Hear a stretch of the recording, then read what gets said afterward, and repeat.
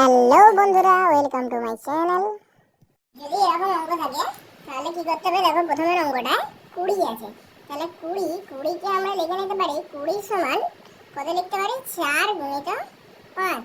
তাহলে 4 5 এমন সংখ্যায় লিখতে হবে, গুণে গুণে লিখতে হবে যার কিনা পরপর 4-এর পরেই 5 আছে।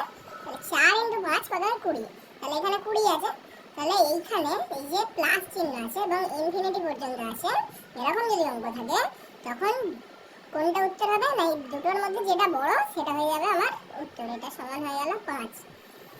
এখানে দেখো একই অঙ্ক আছে, খালি প্লাসের জায়গায় মাইনাস আছে এবং ইনফিনিটি পর্যন্ত আছে। তখন কি হবে?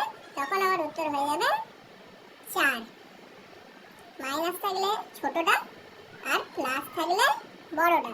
ইনফিনিটি পর্যন্ত যদি এরকম গুণে থাকে, গুণ আকারে থাকে, তাহলে উত্তর কত হবে? যে সংখ্যাটা আছে সেটা নিজেই উত্তর হয়ে যাবে 20। আর এইরকম থাকলে, এখানে দেখো ইনফিনিটি পর্যন্ত নেই, তখন আমার উত্তর কত হবে? না, এখানে রুট মানে কি? পাওয়ারে থাকে 1-এর 2। পাওয়ারে থাকে 1-এর 2, তার মানে এখানে 2, এখানে 2, 2 দুগুণে 4, 4 দুগুণে 8। তাহলে উত্তরটা হবে 20 টু দি পাওয়ারে নিচে 8, উপরে 8 মাইনাস 1, কত হয়? 7। তাহলে আমার উত্তরটা হলো এটা। এবার তোমরা ঝটপট নিচের উত্তরগুলো করে কমেন্টে অ্যান্সারটা অবশ্যই জানাবে।